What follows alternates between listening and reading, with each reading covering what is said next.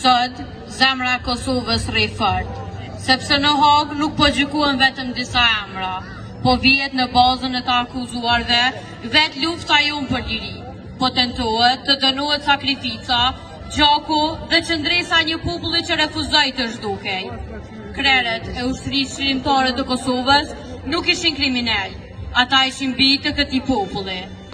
Djemë që lanë familjet, shtëpit dhe jetën normale për të dalë zot nënave të dhunuara, fëmijëve të dëbuar dhe varreve masive që flasin ende sot.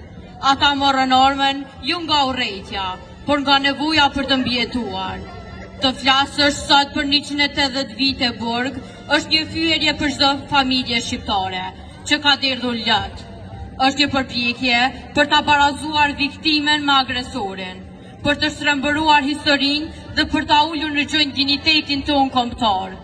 UÇK-ja nuk ishte zgjidhje, ishte domosdoshmëri, ishte zëri i fundit i një populli të heshtur, me dhunë, dhe këtë e di bota mbar. Liria e Kosovës nuk ra nga qielli, ajo u fitua me gjak dhe sakrificë, me qëndresë. Ne nuk i friksohemi drejtësisë, por nuk pranojmë drejtësi selektive. Nuk pranojmë gjykime që mbyllin sytë, që e sollën luftën dhe fokusohen vetëm tek ata që u ngreten për ta ndalur atë.